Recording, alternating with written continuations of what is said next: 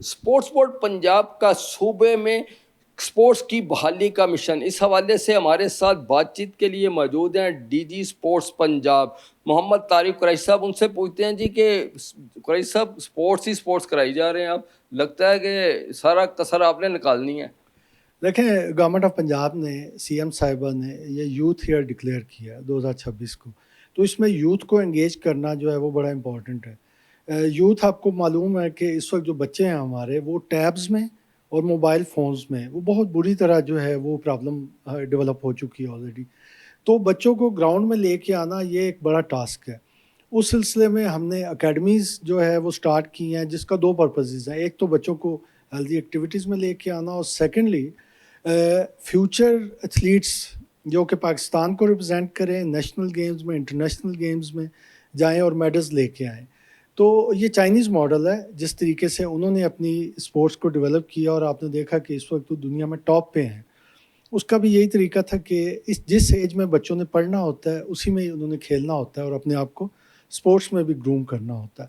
تو یہ اکیڈمیز کا جو بیسک پرپز یہ ہے کہ 6 سے 19 سال کے درمیان ہم نے 19 اکیڈمیز اس وقت پروونشل لیول پہ یعنی لاہور میں سٹارٹ کی ہیں فرسٹ فیز میں، اور یہ چند دنوں میں یہ 19 سے 25 کا فگر ہم اچیو کریں گے. کچھ اور نئی گیمز ایڈ کریں گے.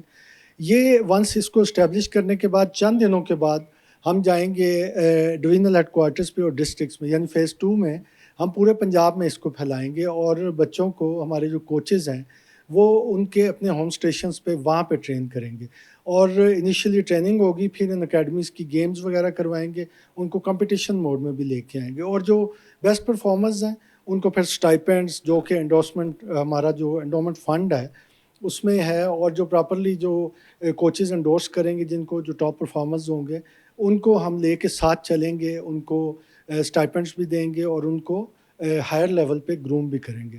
تو یہ دو پرپزز ہیں اس میں. ڈی جی صاحب یہ تو ہو رہا ہے، ساتھ میں آپ نے C M cricket champion league کا بھی آغاز کر رہے ہیں، اس میں 12 ٹیمیں مردوں کی ہوں گی اور 4 وومنس کی. اس حوالے سے بتائیں گے اس کا کیا پرپز ہے؟ کیونکہ کرکٹ تو پاکستان کرکٹ بورڈ کراتا ہے، آپ کیونکہ خود کرکٹر ہیں اس وجہ سے کرا رہے ہیں. دیکھیں، ایک تو گورنمنٹ کا ایک پی سی بی کا اور گورنمنٹ کا ایک پروجیکٹ ہے، آگے پاکستان کپ ہونے جا رہا ہے. تو اس میں جو پریپریٹری ایک ٹورنامنٹ ہے وہ پریپریشنز جو ہے وہ ہم اس وقت کر رہے ہیں. اس میں ہمارے تمام ڈویژنز میں ٹرائلز ہو چکے ہیں. تو ہر ڈویژن کی ٹیم دوسرے ڈویژن کے ساتھ ایک یہاں پہ لاہور میں اس مہینے کے اینڈ پہ موسم دیکھ کے تو ایک پلان کر رہے ہیں کہ ہم ایک بڑا ٹورنامنٹ T20 کا کروائیں.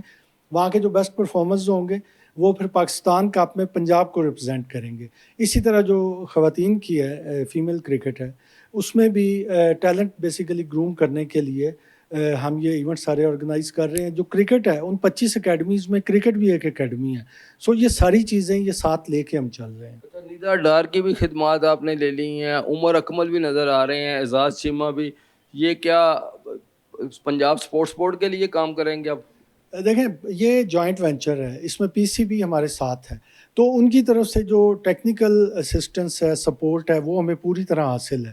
اور وہ اسی سلسلے میں جو ان کے انٹرنیشنل لیول کے جو پلیئرز ہیں جو کوچنگ بھی اب کرتے ہیں ان کی ہم خدمات لے رہے ہیں، تاکہ وہ جو ینگ ہمارے پلیئرز ہیں ان کو گروم بھی کریں اور مینٹورنگ بھی کریں ان کی.